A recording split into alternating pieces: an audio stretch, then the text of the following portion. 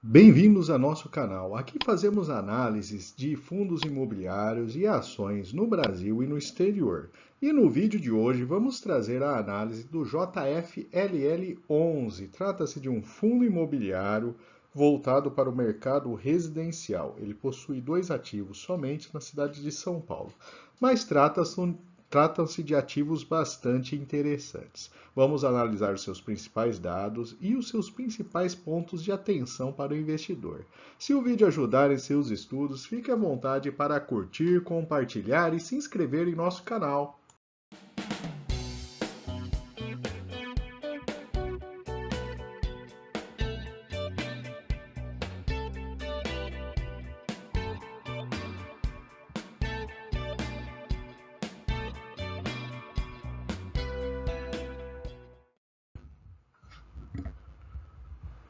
E vamos falar agora do portfólio do fundo, começando por uma visão geral, são dois ativos somente, uma área locável própria de quase 6 mil metros quadrados e possui 92% de ocupação, inadimplência zero até o momento.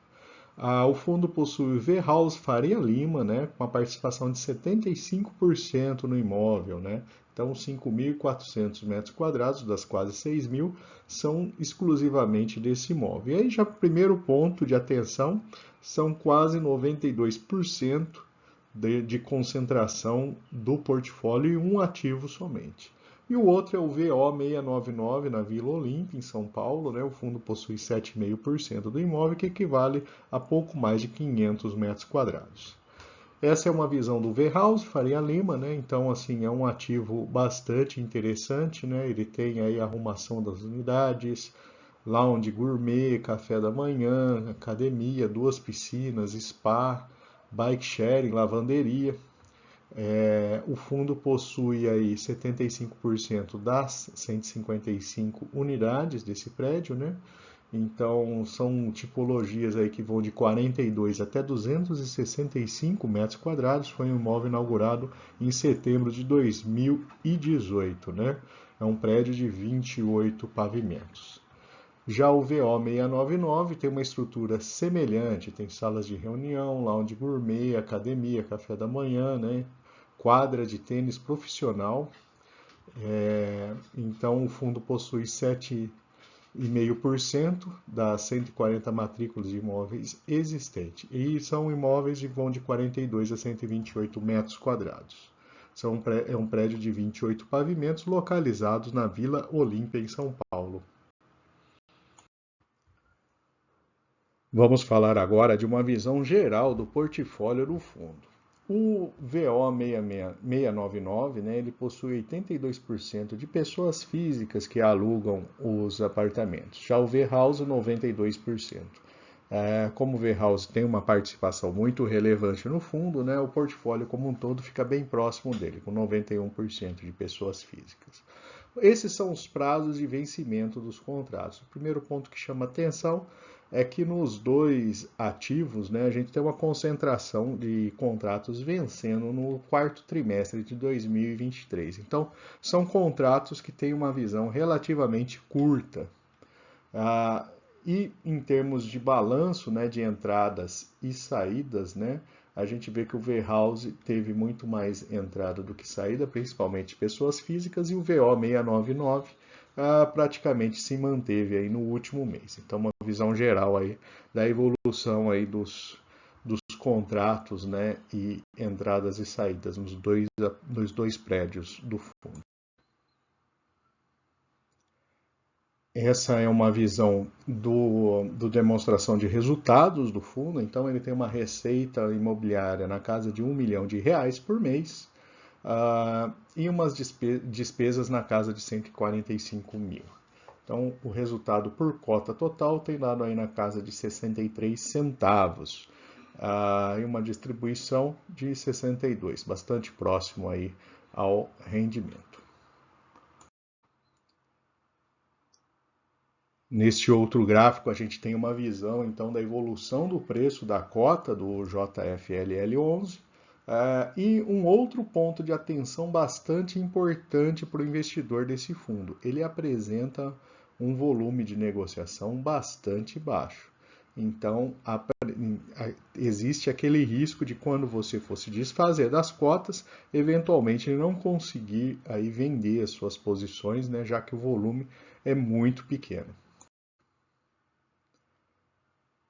Outro dado interessante que é importante o investidor ter em mente é que o resultado dele, desde o seu início em relação comparando com o IFIX, ele está no campo negativo, né? Então, um ganho de capital de menos 24, mesmo considerando quase 19% de distribuição de rendimentos, ele perdeu aí 6%, enquanto o IFIX subiu 12% nesse período.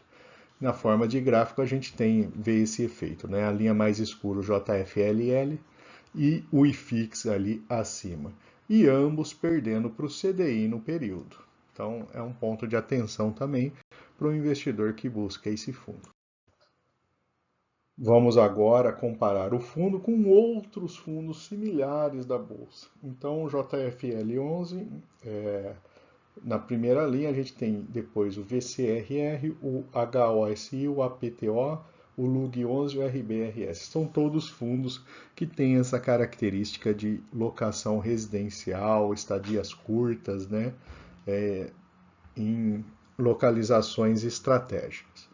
O dividend yield do JFL ele está na média aí, né? Não está entre os maiores, mas também os menores, está num ponto médio. A relação preço por valor patrimonial está alinhada com outros fundos também, né? A gente percebe aí que esses quase 30% de desconto em relação ao valor do patrimônio tem sido normal, aí 3 fundos têm essa faixa de desconto. A liquidez de todos eles é bastante baixa, então esse é um ponto de atenção para quem investe nessa categoria de ativos. São ativos de baixa liquidez e o número de cotistas também é baixo, então uma coisa puxa a outra, né?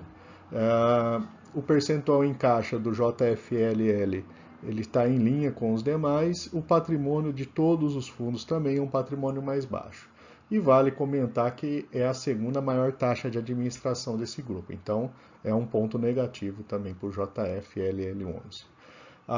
Quem investiu há 1 a 2 anos, né, mesmo com o resultado de rendimento de cotas que não foi tão positivo, com a valorização com os dividendos, né, o ganho total acabou superando a inflação, como podemos ver.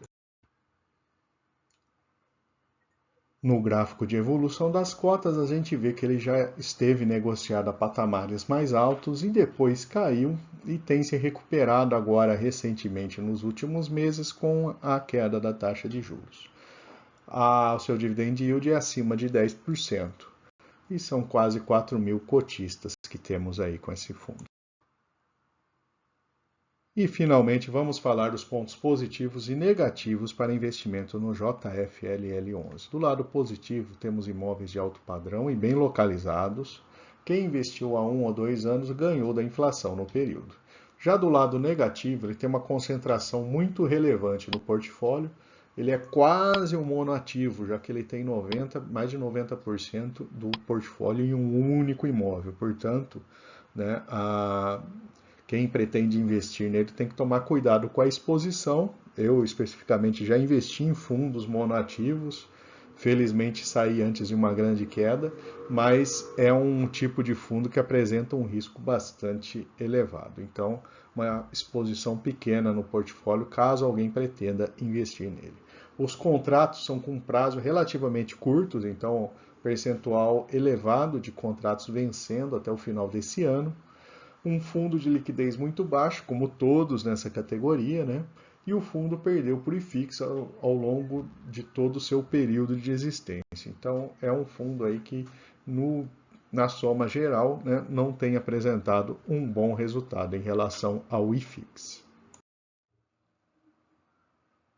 E, por fim, eu vou deixar aqui uma lista de outras análises de fundos imobiliários e 2 recomendações de vídeo. Fique à vontade para consultar. Se não for inscrito, se inscreva em nosso canal.